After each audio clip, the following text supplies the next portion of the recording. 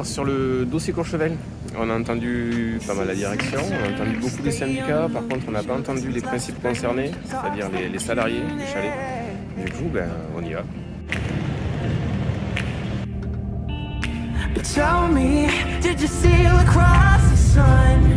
Did you make it to the Milky Way to see the lights all faded and that heaven is overrated? And tell me, did you fall for a shooting star, one without a permanent scar? And did you miss me while you were looking for yourself out there?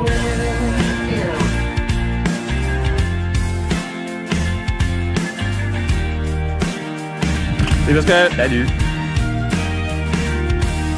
Now she's back from that soul vacation, tracing her way through the constellation. Bon alors Pascal, pour ceux qui te connaissent pas, pour ceux qui sont déjà venus au Florinège, je pense qu'ils t'auront reconnu. Et pour ceux qui n'ont pas la chance de te connaître, tu peux te présenter? Donc je suis Pascal Girard et je suis le directeur du chalet Les Florinèges à Courchevel. Je suis arrivé au Florinège il y a 37 ans. Ah oui. J'ai commencé par être chef de cuisine. Puis j'ai souhaité évoluer, ce que m'a permis à l'époque le CSE ou le COSOC, enfin l'un des deux. J'ai été directeur adjoint et puis ensuite directeur depuis pas très longtemps. Directeur depuis, c'est ma troisième année. Troisième année, dont 2 années de Covid. C'était pas les années les plus faciles. Non, non, non.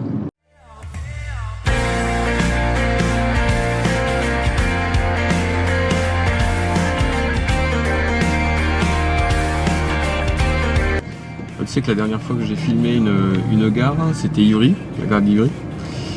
Et bon, le maire nous déteste, mais ça a bien fini. Ouais.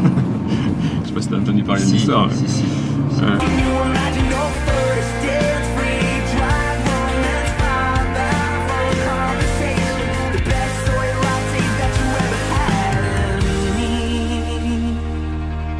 Tell me, did you sail across the sun?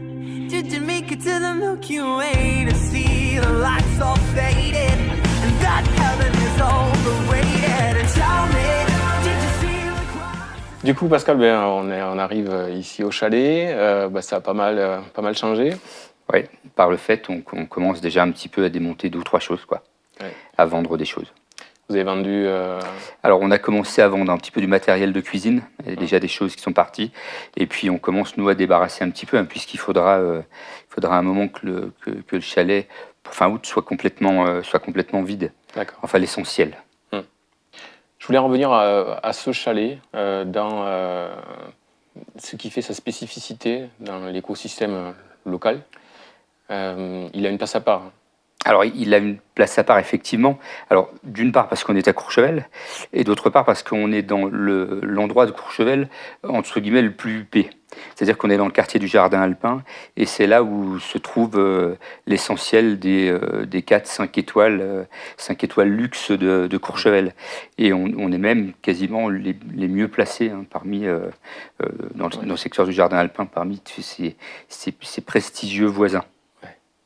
D'où les convoitises de certains. Ça fait des années, moi j'ai commencé ici en 85, à l'hiver 85.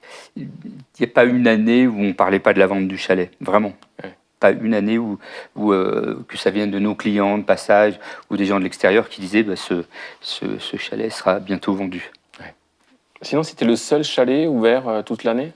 Alors, quasiment le seul. On a un voisin, le Mercure, qui est ouvert un petit peu l'été, mais on était quasiment les seuls à travailler, là j'en suis sûr, les seuls à travailler l'été, par exemple du 15 juin quasiment au 30 septembre. Donc on était les seuls. Alors, les périodes de juin et de septembre, c'était une période où la station n'est pas ouverte du tout, quasiment aucun commerce. Je me souviens des premières années de stage retraite où en début de semaine, je proposais aux gens d'aller acheter ce qu'ils avaient oublié dans leur bagage, c'est-à-dire la brosse à dents, des choses comme ça. Après, juillet-août, la station est quand même ouverte, mis à part les hôtels, les hôtels 4-5 étoiles, tout le monde est fermé, mais il y a eu quand même quelques commerces qui sont ouverts l'été. Donc, sais-tu depuis quelle date ce chalet existe? Alors, ça a été fait en 2 fois. Le chalet principal a été construit en 1959, le chalet dans lequel on se trouve, et on voit peut-être sur le plan le chalet qui se trouve derrière les arbres, Ouais, et celui-ci a été construit en 61. d'accord. Parce qu'effectivement, on a retrouvé l'acte de vente Mhm. qui date de 1958. Et en fait, c'est le département qui Mhm. a cédé une parcelle de 1300 mètres carrés Donc, qui appartenait au département. qui appartenait au D'accord. département, exactement. Et donc, il a cédé à la Caisse des dépôts Mhm. sous condition qu'il construise un chalet skieur de 30 places D'accord. dans les 3 ans. Mhm. Voilà. Alors, ça ne m'étonne pas parce qu'il faut savoir quand même que Courchevel, à la base, c'était une station à but social. Ça a beaucoup changé, hein, mais à l'origine, c'était une station à but social. Et on a quasiment 60 ans d'activité C'est ça. du chalet à Courchevel. Alors, depuis avec 150. beaucoup d'évolutions, hein. Oui. Moi qui suis arrivé en 85, il y avait beaucoup de dortoirs. Quand moi je suis arrivé, c'était essentiellement des chambres de 4 personnes avec des lits superposés, hein, pas de lit couple. Et puis en 97, la Caisse des dépôts a fait des travaux et on a quand même beaucoup amélioré le confort. Ouais, Et, enfin, il fallait- c'était d'actualité, hein. Il fallait Ouais. les lits superposés en 97, ça commençait à être un petit peu limite. Donc voilà, en 97, l'essentiel des chambres sont des chambres de 2 personnes, mis à part 4 chambres famille qui se trouvent dans ce chalet-là, où on peut placer un couple et 2, voire 3 enfants. Ouais, donc 60 ans d'activité, un taux d'occupation, ça on va le regarder, on va essayer de calculer en fait le nombre de personnes. On va le regarder, mais Ouais. on demandera à Caroline, hein, celle qui en principe qui remplit ces tableaux-là. J'imagine, j'ai pas de mal à dire qu'on doit être aux alentours de 80%. Ouais. De- Donc de- on va essayer de ça- calculer le nombre de personnes qu'a pu accueillir environ le chalet et je pense qu'on va être impressionné Ouais. du nombre. Ouais. Donc le dernier groupe en fait c'était quand? C'était le 16 avril Le 16 dernier. avril. D'accord. Nos derniers clients, on était complets pour la dernière semaine. Et les dernières semaines étaient particulières. On sentait. C'était pas les dernières semaines, on a passé une saison d'hiver particulière. Il n'y a pas une semaine où on n'a pas eu nos clients qui partaient en pleurant, vraiment, vraiment. Ouais. Chaque semaine, on avait des clients qui avaient quand même gros sur le cœur. Ouais, Bah, l'attachement, on a des clients qui venaient au Florinège depuis une quarantaine d'années.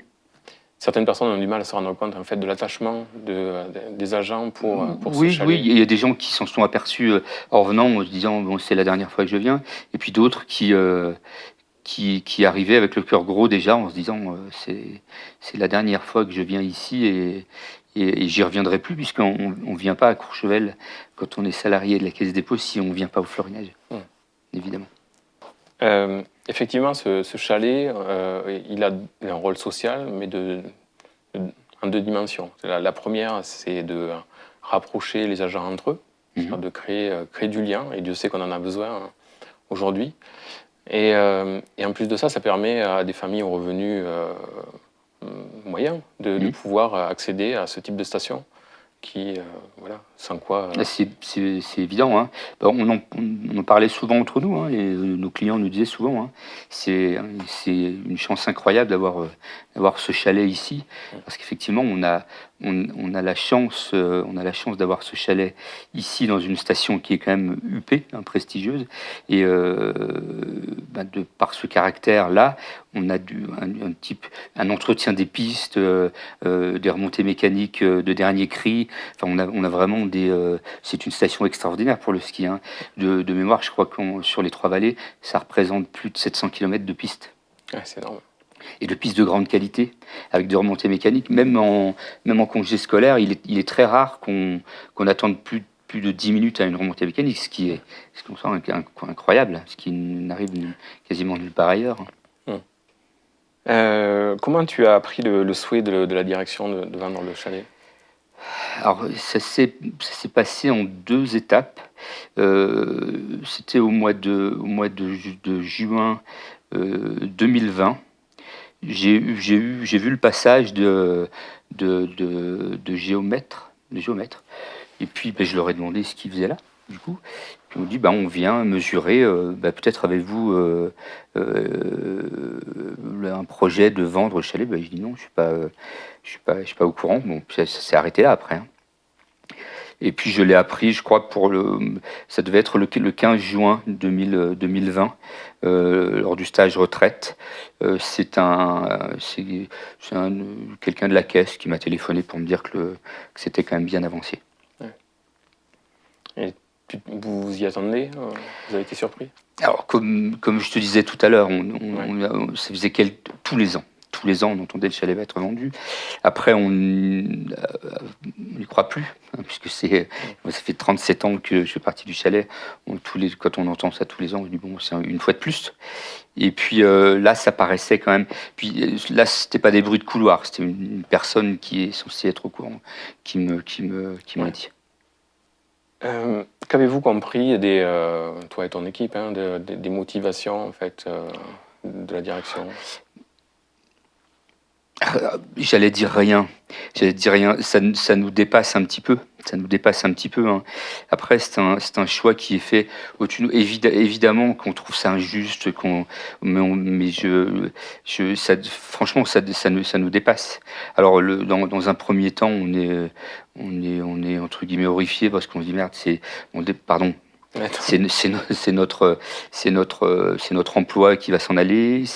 On pense aussi à tous ces clients qui, pour une grande partie, sont devenus des amis. Vraiment, hein. Il y a des gens ici qui sont devenus des amis proches parce que ça fait 40 ans, presque 40 ans qu'on les côtoie. Alors après, dans un premier temps, on se dit mais pourquoi? Et puis on comprend rapidement, par les dires des uns et des autres, que c'est vraiment des motivations qui nous dépassent. Je crois qu'à notre niveau, il n'y a pas grand-chose à comprendre. Tu as eu le sentiment, enfin vous avez eu le sentiment, l'équipe, hein, d'avoir été soutenu pendant cette période difficile? Complètement, vraiment, hein. C'est ce que je dis, c'est ce que je disais aussi à nos clients qui nous disaient bon, qu'est-ce que vous allez devenir, qu'est-ce qui va se passer pour vous? Alors évidemment, hein, qu'on est déchiré par la vente du chalet, mais malgré tout, on a quand même tous le sentiment ici, l'équipe de permanent, puisque les saisonniers ne sont pas concernés, à part un à qui j'avais promis un poste à l'année dans le futur qu'on a réussi à intégrer dans le processus. Mais on se sent quand même soutenu, que ce soit par le COSOG, hein, l'équipe du COSOG, et aussi par la Caisse des dépôts. Tu appréhendes le jour où tu vas devoir rendre les clés? Oui, ouais. Évidemment. Ouais. Pour finir, aurais-tu un message à passer à l'ensemble du personnel de la Caisse des dépôts? Ma foi, toutes ces années, ça a été extraordinaire, vraiment. J'ai eu... Moi, je suis arrivé ici en tant que cuisinier. J'allais quitter la profession parce que l'essentiel de mon début de carrière, c'était à Cannes, enfin dans des stations comme ça. Et très rapidement, je me suis rendu compte que c'était pas une vie qui me convenait. Donc j'avais décidé quasiment de quitter le métier. Puis j'ai eu la chance de croiser la route du COSOG. Il me semble pour quelqu'un comme moi qui était passionné de restauration, du contact avec les gens, qui aime les gens, je crois que c'était un vrai compromis entre la qualité de travail, parce qu'on avait des moyens quand même, et puis la qualité de travail avec les autres, puis la qualité de travail pour soi, avec une vraie vie à côté du travail, ce qu'on n'a pas dans la restauration, dans le privé. Voilà, moi j'ai eu beaucoup de chance de croiser la route du CSE, puis ensuite du COSOG. Puis j'ai tellement d'amis maintenant au sein de la Caisse des dépôts, que ce soit sur nos clients d'Angers, de Bordeaux, de Paris. Vraiment, j'ai le sentiment, moi, d'avoir... je parle de moi et puis de l'équipe. Hein, c'était une belle rencontre entre nous. En plus, on travaillait finalement avec des collègues, hein, puisqu'on travaille tous pour la même maison, même si nous, c'est le COSOG et nos clients pour la Caisse des dépôts et des filiales. Mais moi, j'ai vraiment eu le sentiment d'avoir une carrière pleine et très agréable, entre guillemets. Ouais. Tu travailles sur de l'humain, quoi. Travailler sur de l'humain, moi c'est ce que j'aime, hein. Ouais, c'est ça. J'aime beaucoup les gens et voilà, j'ai vraiment eu on a vraiment eu la chance tous ensemble ici avec je dois citer les saisonniers aussi, hein, parce qu'on a, ça représente quand même les saisonniers, c'est 14 personnes deux fois par saison, donc potentiellement 28 personnes différentes chaque année. Alors ce sont évidemment des gens qui nous ont aidés à faire en sorte que les vacances des agents de la caisse se passent bien. Et je pense qu'on y est arrivé, hein, on a plein de retours positifs. Bon, je me fais une fois n'est pas coutume le relais des agents en te disant que vous allez nous manquer. Ah, ouais, bah, vous allez me manquer aussi. Et du coup, vraiment. Voilà. Non. Bon, merci Pascal. Mais merci à toi. Voilà pour la fin de cette rencontre qui j'espère vous aura plu. Et maintenant, bien, on retrouve Paris. Merci Julien pour ce reportage et le témoignage poignant de Pascal Girard. Ce chalet avait une âme et une ambiance familiale. On s'y sentait toujours bienvenu et comme à la maison.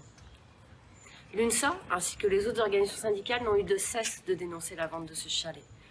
D'autant plus qu'aujourd'hui, le directeur général ne le céderait plus à la Compagnie des Alpes, mais à un homme d'affaires qui possède déjà des hôtels de luxe. Cette décision serait inacceptable et en parfaite contradiction avec les engagements pris par le directeur général. Je rappelle que ce chalet a été confié il y a plus de 60 ans pour que le personnel de la Caisse des dépôts puisse bénéficier de vacances à la montagne, et ce même pour les revenus les plus modestes. Le directeur général a su entendre son personnel et ses représentants sur le campus d'Ivry. Espérons qu'il nous écoute sur le chalet de Courchevel et qu'il revienne sur sa décision. Je rappelle qu'aujourd'hui, la Caisse des dépôts est toujours propriétaire de ce chalet et que la gestion par le COSOG a été exemplaire. Il n'est jamais trop tard pour bien faire. Monsieur le directeur général, l'UNSA vous demande de reconfier les florilèges à la gestion du COSOG. Merci. And since the return of her stay on the move, she listens like spring, she talks like June. Yeah.